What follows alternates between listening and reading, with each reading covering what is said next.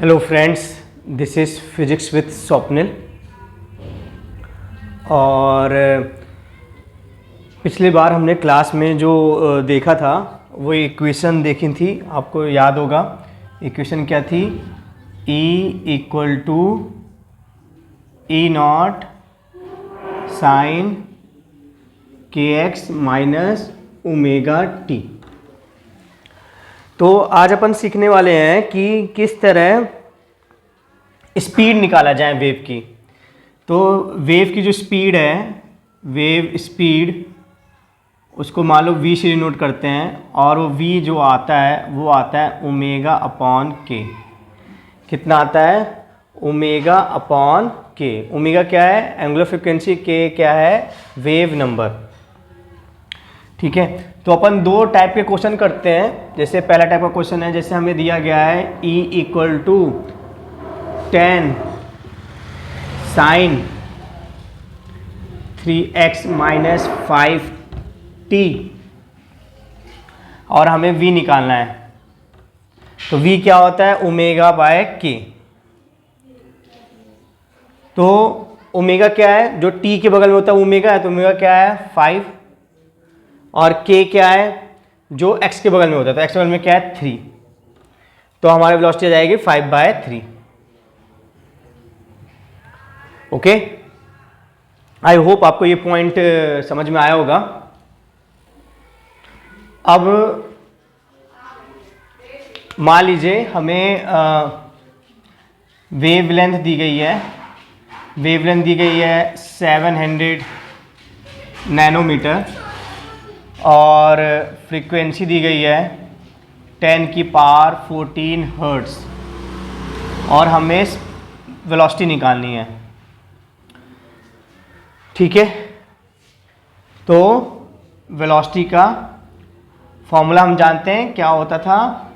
Omega upon के। Omega क्या होता है? 2 πf। के क्या होता है? 2 π/λ। तो ये क्या आ जाता है? Lambda F. तो वैल्यूज हम पुट कर देंगे।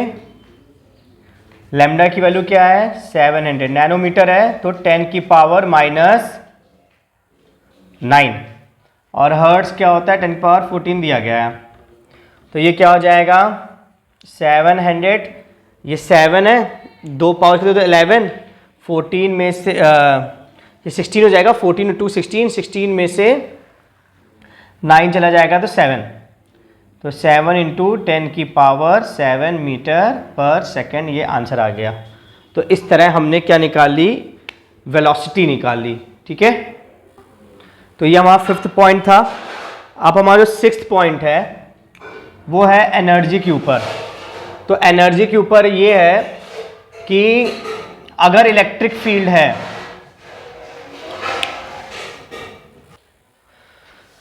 तो नेक्स्ट है एनर्जी। तो जो इलेक्ट्रिक फील्ड होती है उसके पास एनर्जी होती है। ठीक है, इलेक्ट्रिक फील्ड के पास एनर्जी होती है। अब इलेक्ट्रिक फील्ड ऐसे थोड़ी है कि केवल इसी जगह हो इलेक्ट्रिक फील्ड। इलेक्ट्रिक फील्ड तो मूव करती है। इलेक्ट्रिक फील्ड किससे मूव करती है? स्पीड ऑफ लाइट से मूव करती है।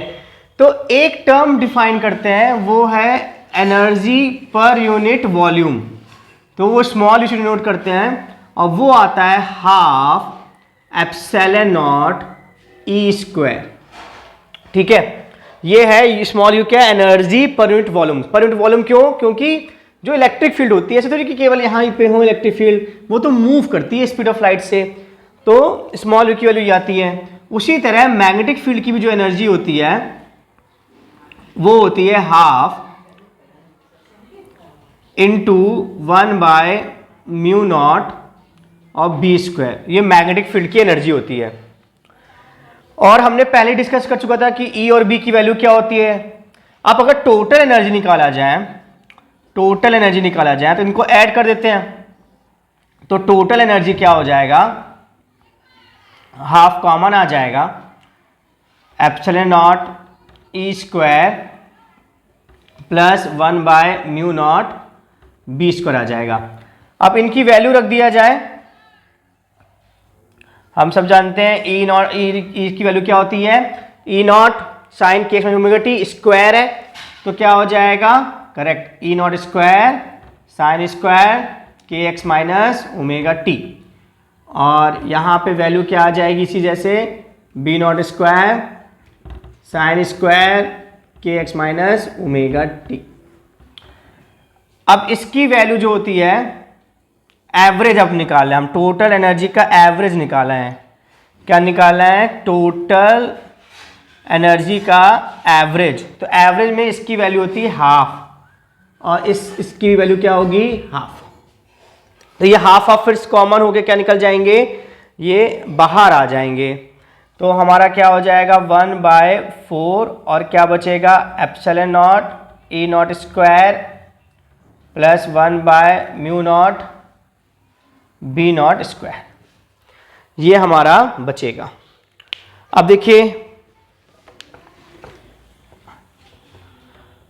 अब हम सब लोग जानते हैं कि जो C होता है वो क्या होता है। अभी अपन ने देखा था एक पॉइंट में C की वैल्यू क्या होती है? 1/म्यू नॉट एप्सिलॉन नॉट। स्क्वायर कर दें तो क्या हो जाएगा? C स्क्वायर 1/म्यू नॉट एप्सिलॉन नॉट। तो म्यू नॉट की वैल्यू क्या हो जाएगी? C naught epsilon naught. ये हो जाएगी 1/म्यू नॉट की वैल्यू, ये हो जाएगी 1/म्यू नॉट की वैल्यू, इतनी हो जाएगी। ठीक है। और E नॉट और B नॉट में भी रिलेशन होता है। क्या रिलेशन होता है? जो B नॉट होता है, मैग्नेटिक फील्ड जो मैक्सिमम वैल्यू होती है वो E नॉट अपॉन C होती है। मतलब मैग्नेटिक फील्ड बहुत कम होती है इलेक्ट्रिक फील्ड के मुकाबले, C टाइम्स कम होती है, C की बहुत बड़ी वैल्यू होती है। तो ज़्यादातर जो है वो इलेक्ट्रिक फील्ड ही है लाइट में। तो ये सब वैल्यू पुट करते हैं इस इक्वेशन में, तो क्या होगा? आप देखिए 1/4 और क्या आया? Epsilon naught E naught square, और 1/एप्सिलॉन नॉट के लिए क्या ले सकते हैं? C स्क्वायर एप्सिलॉन नॉट, और B नॉट स्क्वायर क्या हो सकता है? E naught square C square. तो C स्क्वायर कैंसिल। अब ये सेम चीज़ है तो ये क्या हो जाएगा? ये ट्वाइस हो जाएगा। क्या हो जाएगा? ट्वाइस। तो ये हो जाएगा 2/4 epsilon naught E naught square, तो हो जाएगा 1/2। तो फाइनली हमारा जो आंसर आ जाएगा एवरेज एनर्जी का टोटल, वो आ जाएगा half epsilon naught E naught square. ठीक है, एक ये फॉर्मूला है, और उसी तरह एक ये भी कन्वर्ट करेंगे तो ये भी आ जाएगा हाफ 1/म्यू नॉट बी नॉट स्क्वायर। तो टोटल एनर्जी पर यूनिट वॉल्यूम के ये दो फॉर्मूले हैं। ठीक है, टोटल एनर्जी पर यूनिट वॉल्यूम के क्या क्या है? Half epsilon naught E naught square और हाफ 1/म्यू नॉट बी नॉट स्क्वायर। अब नेक्स्ट पॉइंट 7th पॉइंट है इंटेंसिटी। इंटेंसिटी का सीधा मतलब होता है ब्राइटनेस से। किससे मतलब होता है? ब्राइटनेस से। जैसे आप जानते हैं ना लाइट कितनी ब्राइटनेस है, तो हम इसको डिराइव करने के लिए एक मान लेते हैं सिलेंडर है जिसका जो एरिया है वो A है और लेंथ C डेल T है। लेंथ क्या है? C del T। अब टोटल एवरेज एनर्जी अभी हमने निकाला था। ठीक है, तो ये क्या होती है? Energy upon volume. इसका क्या वॉल्यूम है? Area into length. Area A है, लेंथ क्या है? C del T। अब एनर्जी पर यूनिट टाइम क्या होता है? पावर। तो ये हो गया पावर एरिया C। अब पावर अपॉन एरिया क्या होता है? इंटेंसिटी। तो ये हो गया इंटेंसिटी अपॉन C। तो ये सब रिलेशन हो गए। तो ज्यादा जो रिलेशन काम आता है वो ये आता है। इंटेंसिटी क्या हो जाएगा? एन एवरेज एनर्जी पर unit volume into speed of light. तो ये हमारा डेरिवेशन हो गया। ठीक है, इंटेंसिटी क्या हो गया? एवरेज एनर्जी पर unit volume into speed of light. Okay, अब नेक्स्ट जो हमारा पॉइंट है 8 पॉइंट है वो है मोमेंटम। मोमेंटम को P से डिनोट करते हैं, उसका मोमेंटम होता है एनर्जी अपॉन C। मतलब जो मोमेंटम भी है वो भी बहुत कम होता है एनर्जी के मुकाबले। EM वेव्स का कितना कम होता है? C टाइम्स कम होता है। जहां पे ये है P क्या है हमारा? P हमारा मोमेंटम है। P हमारा क्या है? P हमारा मोमेंटम है। ठीक है, P हमारा मोमेंटम है। तो जो हमारा मोमेंटम आता है तो u अपॉन c होता है, ठीक है। ये p हमारा क्या है, मोमेंटम, ये एनर्जी और ये स्पीड ऑफ लाइट। अब 9th पॉइंट हमारा जो है फोर्स। फोर्स क्या होता है, change in momentum upon time. तो चेंज इन मोमेंटम, मोमेंटम क्या होता है, u अपॉन c, ठीक है। तो c बाहर हो जाएगा, तो 1 upon c du by dt, तो ये फोर्स आ गया, ठीक है। अब इसी में प्रेशर क्या होता है, ये p क्या है, प्रेशर, p क्या है, प्रेशर। प्रेशर क्या होता है, फोर्स अपॉन एरिया। फोर्स कितना आया है, 1 upon c du by dt और अपॉन एरिया। तो ये हो गया प्रेशर। तो जो ईएम वेव्स है वो प्रेशर भी लगाती है, कितना लगाती है, 1 by c du by dt a, ठीक है। तो ये सब फॉर्मूले हैं जो हमें याद रखना है। अब एक लास्ट है पॉइंट, टॉपिक ही था 10 वर्दी पॉइंट, 9 कंप्लीट हो गए हैं, ठीक है। और इसी में एक और है, 9th में ही एक और अपन इंक्लूड कर सकते हैं। एक 9th है, एक ये रिलेशन होता है E cross B equal to C। तो इनसे क्या मिलता है हमें, डायरेक्शन मिलती है। इस इक्वेशन से क्या मिलती है, डायरेक्शन मिलती है। जैसे कि मान लीजिए इलेक्ट्रिक फील्ड एक्स एक्सिस में है, वाई एक्सिस में मैग्नेटिक फील्ड है, तो आपको अपना ये राइट हैंड लेना है, ई क्रॉस बी, ई में रखना है और कहाँ कर्ल करना है, बी की तरफ करना है। तो सी कहाँ जा रहा है, आउट ऑफ द बोर्ड। तो ईएम वेव्स कहाँ जा रही हैं, आउट ऑफ द बोर्ड जा रही हैं। आउट ऑफ द बोर्ड मतलब डॉट, तो सी की डायरेक्शन क्या हो गई, डॉट, ठीक है। तो आप इस फॉर्मूले से ईएम वेव्स की डायरेक्शन निकाल सकते हैं, ओके।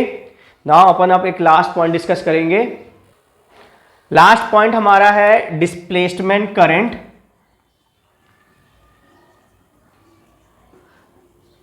ये बहुत ही इंटरेस्टिंग है और इस चैप्टर का सबसे मेन पॉइंट है ये। मान लीजिए कैपेसिटर है और ये बैटरी है, तो बैटरी से करंट फ्लो होगा, यहाँ चार्ज एक्यूमुलेट होंगे, प्लस क्यू मान लेते हैं, माइनस क्यू मान लेते हैं। तो अगर हम यहाँ पे एम्पीरियन लूप बनाते हैं, एक यहाँ बनाते हैं और एक यहाँ बनाते हैं, ये दोनों एम्पीरियन लूप हैं ए और बी। तो अगर हम लूप ए की बात करते हैं और इसमें एम्पीरियल लॉ लगाते हैं, B dot D L equal to mu naught I, तो करंट फ्लो हो रहा है वायर में, तो यहाँ पे फील्ड आ जाएगी। और लूप बी में अगर हम लगाते हैं same Ampere law, B dot D L equal to mu naught I, तो कोई वायर ही नहीं है। देखो ये कैपेसिटर के बीच में कोई वायर दिख रही है क्या, एकदम हवा है, तो करंट नहीं है, तो करंट यहाँ पे जीरो है, तो ये भी क्या आना चाहिए, जीरो आना चाहिए।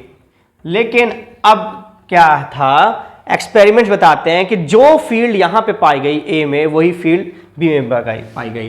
फ्रॉम एक्सपेरिमेंट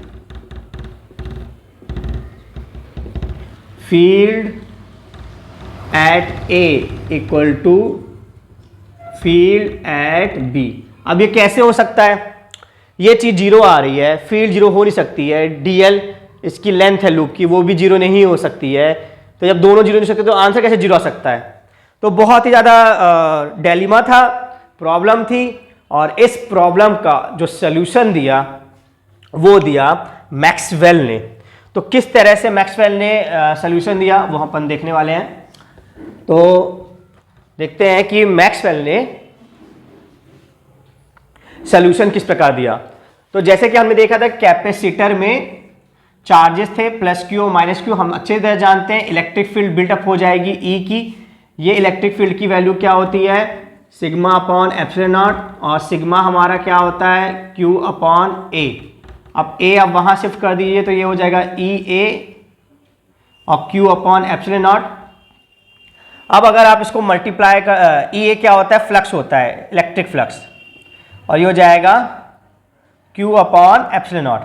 अब इसको मल्टीप्लाई कर देते हैं डी बाई डी टी से, तो D by D T electric flux, ये हो जाएगा D by D T Q upon epsilon not.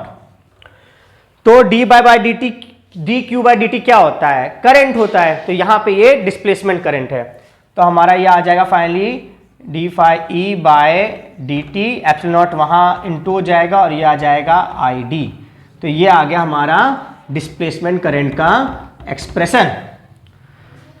ठीक है, तो मैक्सवेल ने दुनिया को बताया चार्जेस आ रहे हैं, चार्ज की वैल्यू चेंज हो रही है, इलेक्ट्रिक फील्ड की वैल्यू चेंज होगी, फ्लक्स वैल्यू चेंज होगी। यही जो फ्लक्स चेंज हो रहा है, यही फ्लक्स चेंज क्या दे रहा है? फील्ड दे रहा है। तो ना केवल करंट फील्ड दे सकता है, बल्कि अगर इलेक्ट्रिक फील्ड भी चेंज हो रही है वो भी करंट देती है। So change in electric field per unit time, या change electric field per unit time gives magnetic field. तो ये उसकी डिस्कवरी थी, उस महान इंसान की, मैक्सवेल की ये डिस्कवरी थी कि ना केवल करंट फील्ड को पैदा करता है मैग्नेटिक फील्ड को, बल्कि अगर इलेक्ट्रिक फील्ड भी चेंज हो रही है तो मैग्नेटिक फील्ड पैदा हो सकती है।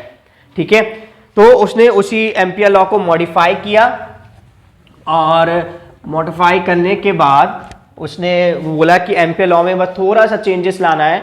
जो थोड़ा सा चेंजेस लाना है वो इस प्रकार लाना है कि बी डॉट डी एल तो आप रखिए, ठीक है, और यहाँ जो म्यू नॉट है यहाँ पे आई सी प्लस आई डी बस कर दीजिए, जहाँ आई सी क्या है? कन्वेंशनल करंट, जो पहला अपन जानते हैं तार से जो फ्लो होता है तार के अंदर से, और आई डी क्या हो गया अभी अपन वाला? Displacement current. आई डी क्या है? Displacement current. आई होप आपको अपने एंजॉय किया होगा। Subscribe this channel for view more videos. Thank you so much.